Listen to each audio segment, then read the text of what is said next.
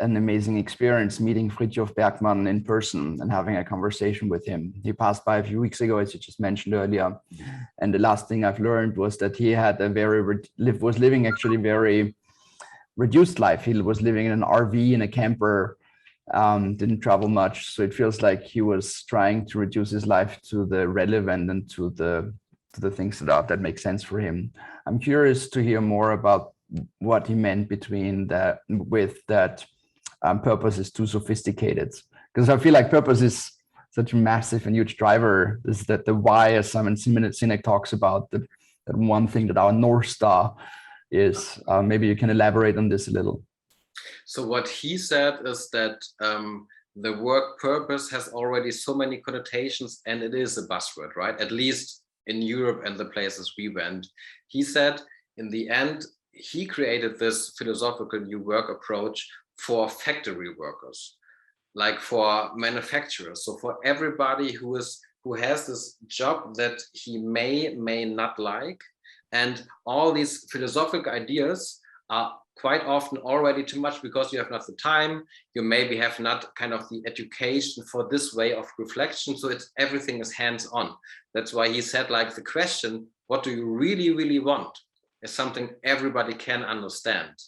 But talking about like what could be your purpose and what is that your purpose-driven approach, for him, he said, for many people, completely fine. But if we want to kind of to reach everybody, we need to have it as simple as possible so that everybody can work with this one question. Okay, interesting. I would like to open the floor to all of you. Any questions, concerns? Bring in your own experience, your expectations. There's something that you felt like Nils should tackle. You have a real new work expert here.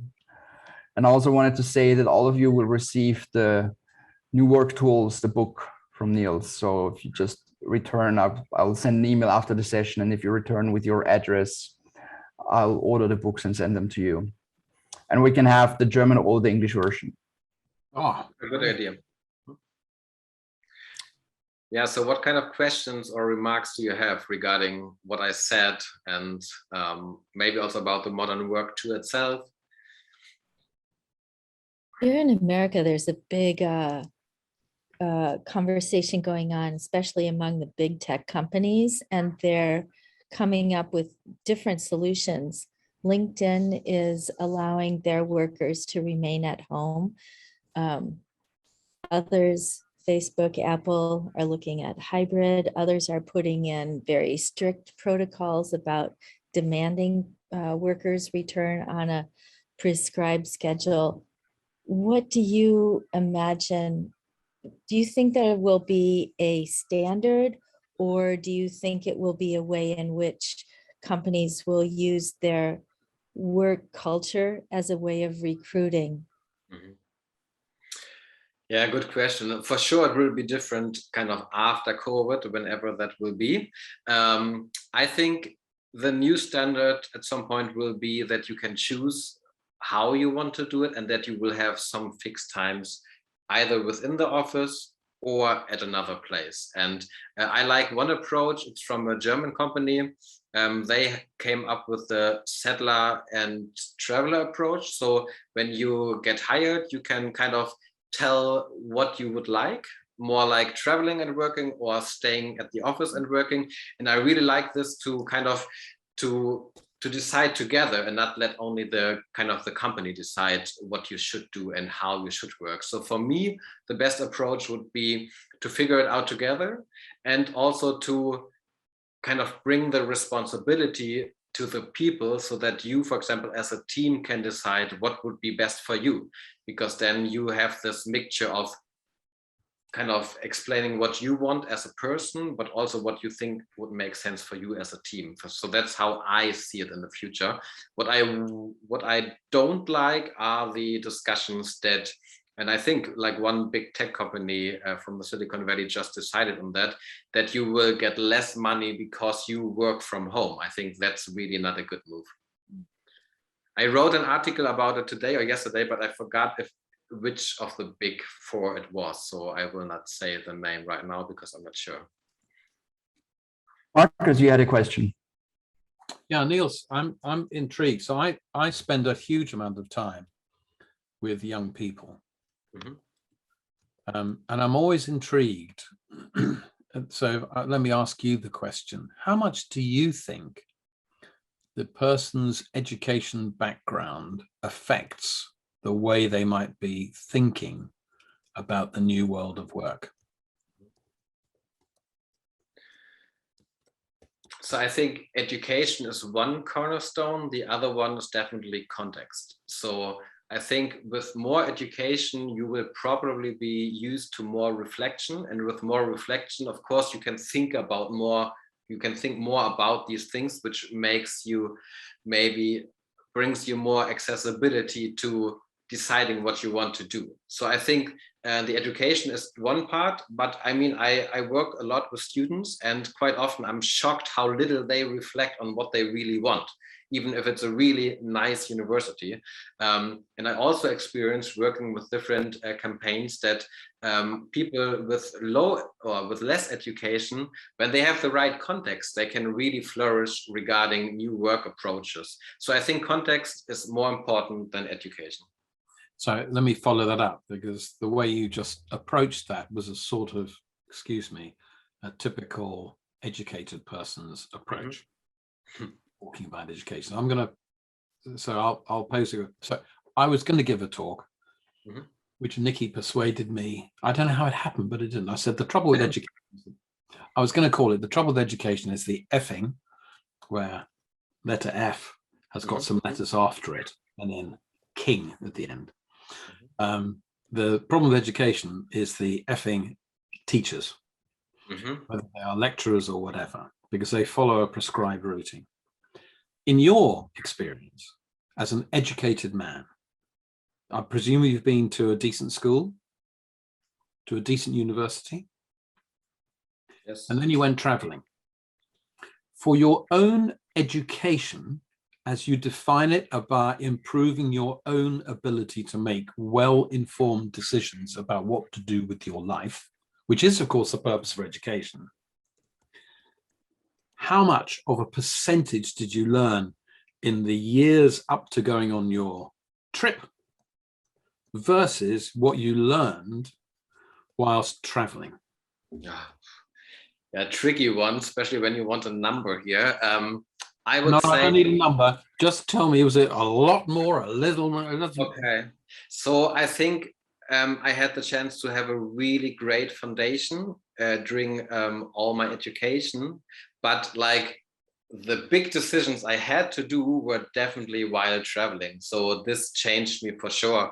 When you are somewhere in the Gobi and you have to decide, do you go this way or this way? And you know your tank is only half full. So this is kind of a big decision you have to do, you have to take right now. So the more intense learnings I had on my tour, but all the kind of the basis for that really came through my education. But I also have to say, I studied something where I had a lot of time to reflect. So I know it's completely different nowadays, because it's more like you learn and then you already have to forget it because you have to learn for the next big thing, right? So, and this was different when I studied, or at least in my field of. So let me interrupt you, and let's go back then to Kat. And Kat was talking about big American companies and what they do, all the rest of it. Do you think it's possible for a large organization who are following an individual's idea, called the CEO and all the people around there, do you think it's possible for the people working at a big organization like LinkedIn or IBM or Facebook or Google or any of these big organizations to ever develop the skill set to identify who they truly are and what they are truly capable of? So I think the potential is always there. I highly believe in that, but you need the time and maybe also the facilitation for that. And that's something you will just get if the company wants it, right? And in my experience, companies want more people who function. And with that, of course, you will not get kind of this mindset. So I think it highly depends on that. But if the CEO, for example, says like, okay, we really need people who think always, maybe not outside of the box, because that's a buzzword as well, right? But who think by themselves and figure out what they really, really want, and also if they want to stay and do it here, or if they want to leave, I think then it's possible, but you really need to mean it as the CEO. And I think that's a big step. I'm curious, in your experience, when we talk about company sizes, Fridtjof Bergmann says new work is for everyone. And then I've seen companies in Austria transforming radically, and the team was overwhelmed, and it was too disruptive for the team, and everyone was unhappy. And when you look at it, it feels like yes, they did a transformation to a new world, new work company. So I guess smaller companies are having an easier time, but how about the bigger companies? I think as with the bigger company, you need to put way more time into these conversations and meetings and events in order to have this big discussion about it. And I think this is something that normally doesn't happen. It costs a lot of money and time, right? So you need to be able to invest that. And I think it's easier in a smaller company for sure. So in a big company, I would think that you would need to break it up. And I also think into smaller divisions where you then have maybe these talks, these regular discussions, etc. But I also think that in a big company, when you are somewhere in nowhere there, it is not the place where you can flourish and do whatever you want to do, because you need to kind of work in the rules of the system. So if you want to be as free as possible, I would think you shouldn't go to this big corporate companies. Petra has a question. Yeah, I mean, we talked a lot about what companies do in the field of new work. I would like to ask about two other aspects, because I think that new work also has a very big self-organizing element. For example, here at Talent Garden, we have people that are aged around 22, 23, 25. And they choose their employer, they choose how they would like to work. Otherwise, they would simply not come to work with us, or they would leave. So there's also this self-organizing thing that companies do not have in their hands. They can either attract talents and retain them, or they lose them. This is the one topic, because I mean, what I also see, and also with myself, we are going into this gig economy. So I have my own company, I'm employed with Talent Garden, and I'm on a supervisory board. So three sources of income, three different kind of occupations. What are your experiences traveling the world? Is that gig economy only evolving in the United States and in Europe, or is that happening everywhere? First question. Second question, I'm also interested in the blue collar workers and in the topic of basic income. Because if we talk about work, we have a very big percentage of blue collar workers. This is also a work aspect. And if I look at Europe, there are actually many people saying, I would not work at all because I get 900 euros per month without working. That's okay for me. So what about this aspect? Did you also think through that, what that does with the scheme of work as such? Yeah, is the basic income something which will be also organizing new work? And is it a thing that we anyhow are able to shape, or is that something where we will run into something very difficult because people have no purpose? There's no purpose topic involved at all. It's just getting the money, sitting in front of the TV, and I mean, yeah, maybe potentially being a threat even to society. Yeah. So these two aspects, yeah, blue collar workers and the basic income topic and people not working at all, and also the gig economy of people having like 3 different jobs at a time. I would like to know what you learned when you traveled the world. Okay, so I really like this basic income topic, and I changed my mind because of Fridtjof Bergmann, actually, because we had this discussion with him as well, and we told him that we like the idea because then you can focus on what you really, really want, and he didn't like the idea at all. And we discussed it a lot, and we had to say to him like, okay, we agree with you, Fridtjof. So right now, my understanding of it would be that the basic income should always be kind of connected to something you do, whatever it is. For example, some social things that you help in your neighborhood, that you do whatever it is, but that you do something. So since this discussion with Fridtjof Bergmann, I would say that the idea of the basic income itself, it is good that everybody has enough money to live. I like that aspect of the basic income, but it shouldn't be for nothing in return. So I would agree with you, at least I heard that you also think it's not the best idea maybe with the basic income. I would agree that it's easier, or no, it's better to kind of connect it to something that makes sense for you. I would like the idea that you get your basic income and you can choose what you want to do, but you have to do something. That's the idea that I like the most right now, because I think like many community projects would arise from that. And I think in nowadays time, this could be something wonderful, especially for example, here in Germany, in Europe, I have the feeling that they are getting less and less. And for example, in Africa, especially now, like everywhere in Africa, we've been to 8 countries on our modern work tour. Kind of almost everybody was doing 1 or 2 side projects, and it was kind of a normal thing they did.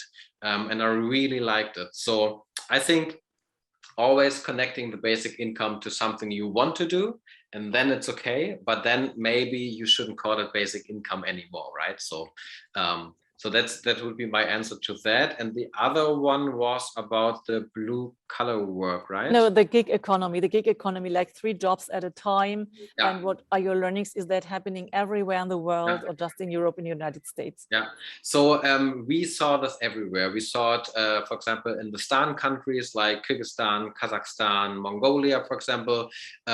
We saw it actually everywhere. My learning was that first, this is not for everyone, because you need to be quite well self-organized.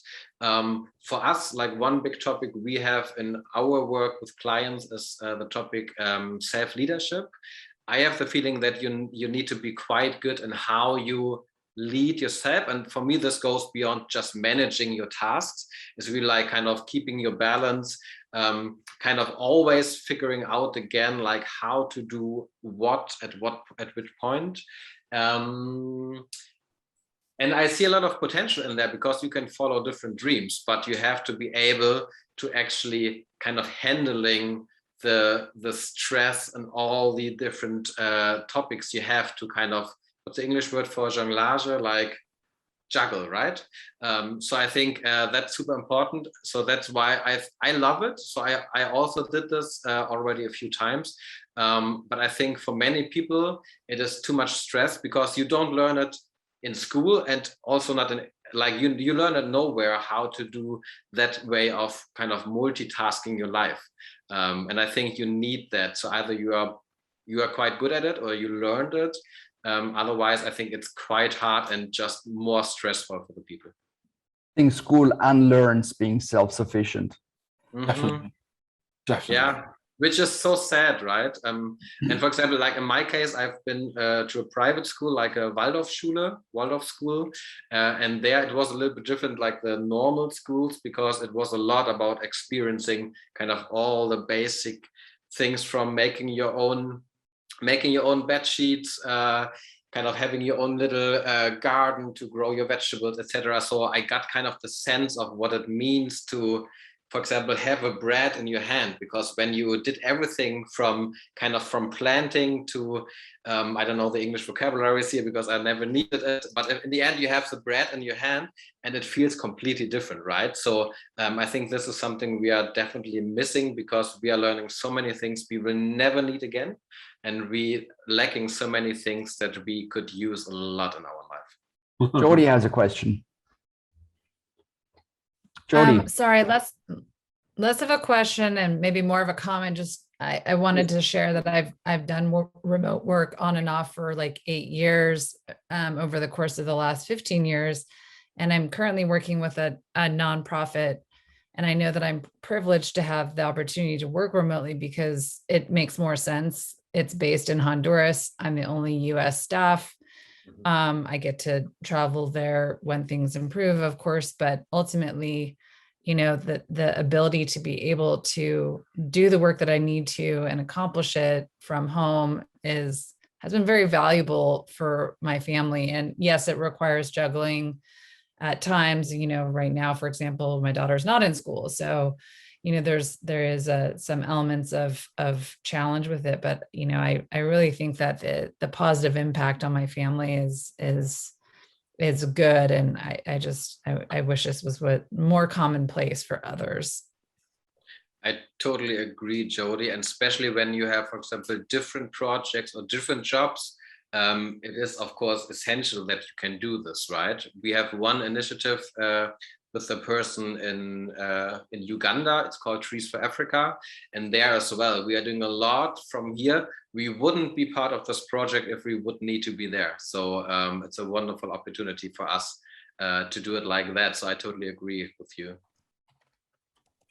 I don't know if Vladas is still with us. I'm curious to hear from you what new work means in Lithuania.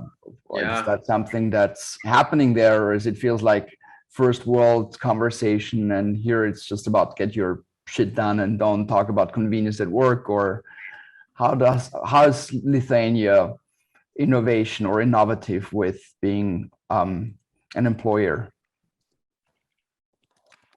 Thank you. During the talk, I just recalled about the. Have you heard about Zappos and the book what Tony wrote? And it's very sad to know that he passed away last year. But I had the honor and pleasure to have dinner several times to meet him coming to TED in Long Beach on his bus with the mission of all the bus was painted like delivering happiness, and his team like chief happiness officer in the company, and quite unique philosophy reflecting a lot of the new things. He used to have even tours of the company to show how they do, how they experiment, and it's not easy. Some things were not going up later on. They not. I think we were able to keep that completely flat organization almost without structure. But anyway, it was very fascinating to look into that future of work, how he see that. So if you just will look that book, or many I see you know Tony, and you knew Tony and the book as well. So that's one thing. And other thing, I now I work more with like looking for the kind of dream teams to start with a new idea, looking for the new opportunities and helping them who needs advice, mentoring, and later on maybe investment. For example, one team I am very fascinated. We started in 1.5 years ago in March, when the pandemic just began. We decided to run in the same month in few days to prepare online hackathon for the creative response from the entrepreneurs and startups community. We had a huge response, more than 1,000 people joined and 70 teams with ideas. So we have shortlist 20 teams, and I had also my several personal prizes, and we finally one team was awarded about the mental health and emotional, and the idea was like we need emotional gym, even especially now when the work transformed is into the some kind of separate connected only on the Zoom. And so the team looked also connected through different places. They physically met only after a few months. Me also, they were winning also a global hackathon. And now they are running quite well with the IT companies helping that workforce, people working remote or in office, but having opportunity to keep the emotional health, mental health, the same as we go to the gym and or outdoors to keep our physical health. Maybe it's not so separated, but sometimes we need to focus more on physical or sometimes more on emotional. So that's mindletic.com. And we arranged angels investment, €500,000 around, and that's the story that even Japanese TV last year, they came national and HK, national Japanese television, they were doing documentary about the global hackathon where the Mindletic was winners as well. And they came in person last summer to make some footage for that documentary. So my maybe thought about that future of work is more about small teams and possible to address some kind of challenge problem and work together. It's not necessarily for the long time, but it could be very mobile, or even to that Mindletic team, we had the possibility to attract very, very skilled persons from the other companies, but they were focused about the purpose, about the what they saw that it is important mission. Well, I find so that's my comments, and thank you again for invitation and talk and discussion. What I find interesting, like you mentioned this hackathon, which also was then like in one version, the international hackathon, right? So for me, it's interesting with this new work perspective to look on it, because hackathon is something I only know hackathons from, I would say, like privileged sectors. And like Fridtjof Bergmann would now say something like, okay, so how can we bring this hackathon, for example, into places where they never heard about modern work approaches, right? So I really like this idea. So we once, for example, worked with a kindergarten, and they were so happy to learn about different formats and methods they could use for their own collaboration. And they were so thankful that somebody was actually working with them on that, because normally they are just busy with what they are doing. They have no time for improvement. And in this case, they had the chance to do that. And for us, we saw they have completely the same topics, of course, that you would have with a C-level workshop where you discuss like how we can improve work, right? So for us, this was, or for me, this was one of the obviously eye-openers, that this is something that could be needed everywhere. And just having this in mind, and also when you have discussions with friends and family, I think this can already make a difference, because sometimes my impression is that people don't even know that they could figure out more about how they can work together. And I think this is like the responsibility of us who are in the discussion about modern ways of working and new work, that we try to really expand it. We have a few thoughts, comments, and questions from Neha. She wrote, Nils, during your travel around the world, did you notice parents homeschooling or unschooling their children?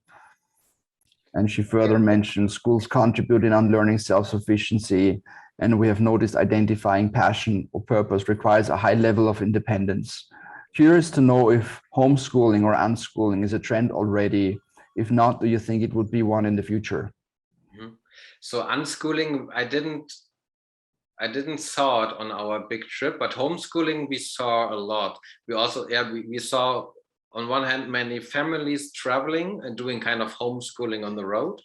And of course also like locals in the different countries who were doing homeschooling, and said like, but always people with a higher educational background, so they felt able to do that, right?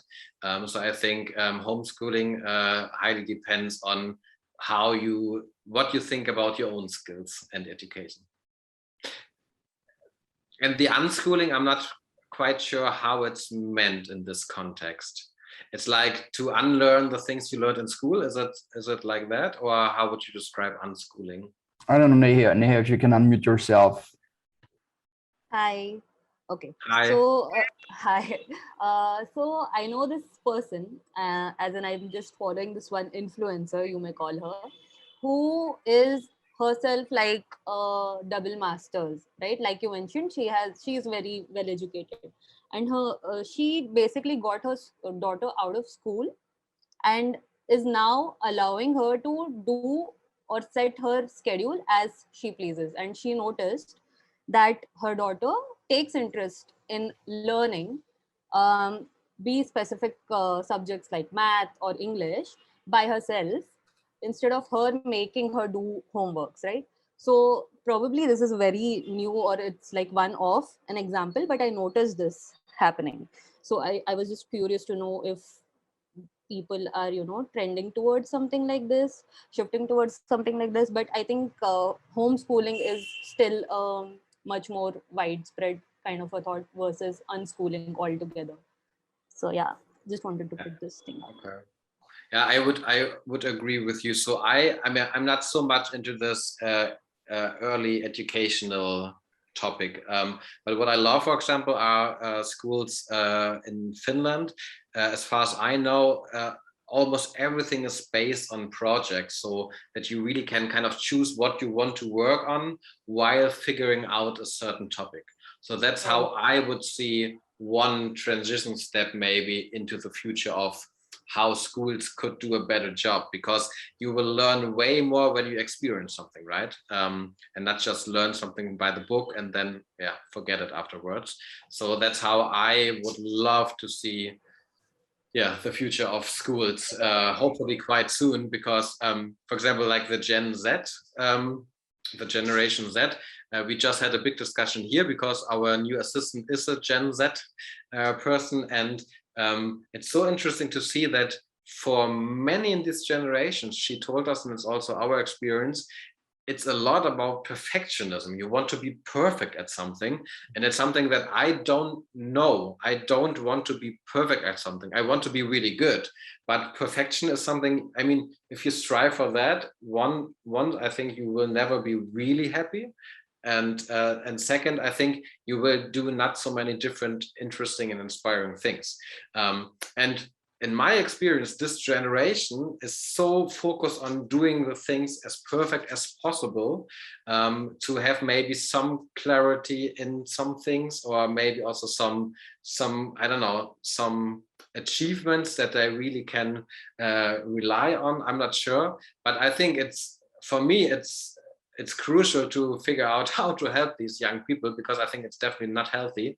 And it's also not how life will work, right? Or how life will develop over time. So I'm super curious also about the generation after the Gen Z generation, how it will be then.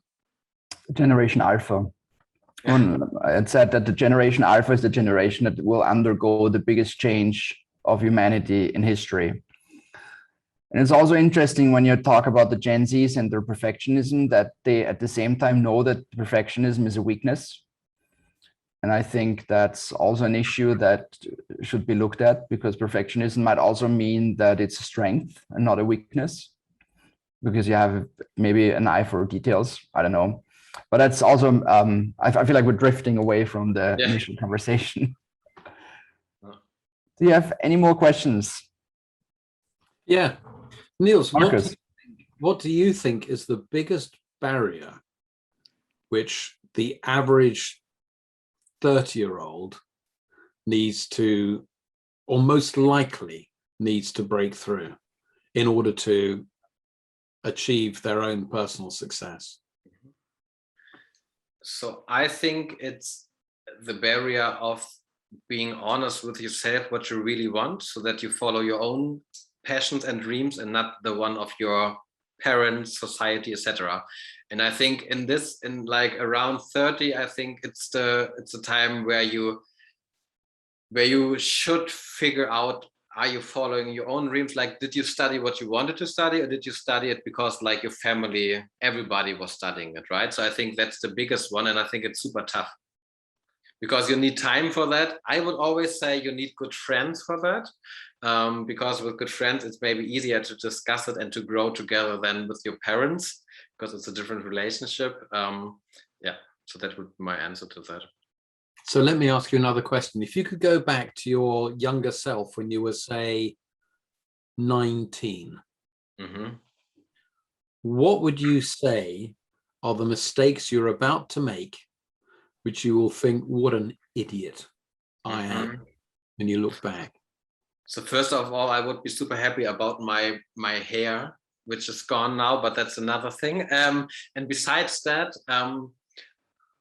for me, that's also why I love this approach of reflect and act. I think I was always pretty good in designing great ideas and initiatives, but I never really did like executed them. So I had always, I would say, always really nice and great and innovative ideas, but it always stayed like in the room of ideas. And I learned later how important it is to really do something, like the modern work of writing a book or the award, like these, we call it always big projects, like these big things you would love to do, but you don't start doing them.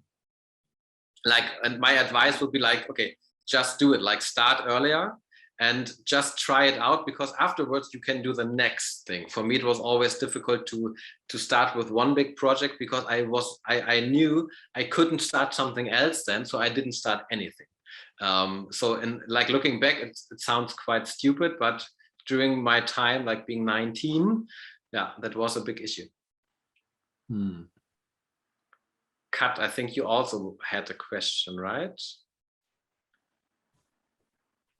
And you asked him. I just wanted to thank you for your insights. They were very helpful. And responding to you, Marcus, many teenpreneurs say how grateful they are for having started doing their business work when they were teens, because it was all of their basic needs were taken care of. So they didn't have to worry about a mortgage or food or insurances or health, all of that. They had everything they needed. So I think it's a beautiful time for Moonshot Pirates to be supporting teens and trying out business ideas. That's all. Nice. Thanks, Nikki, everybody. Thank you so much. I don't know if you have any more questions. I don't want to rush to close the room, but I also want to say that I'm going to connect you all after the session, and the session is being recorded, and you can revisit the talk and the questions. And I'm sure always 5 minutes after the meeting, you have the best questions or thoughts. Sure. I'm sure you will connect and find your connections after the session. Nils, I want to say thank you. Thank you so much for sharing your experience, for this journey, for putting it down in the book and putting it down, rolling it down for us, and to allow us being part of your experience. It was really a very insightful session. I enjoyed that topic a lot. I know it always drifts towards education. It seems to be something that goes hand in hand. Yes. It happens every time I talk about new work. I end up talking about education, but there seems to be something in it. And I feel like in general, a lot of things come together with education anyways.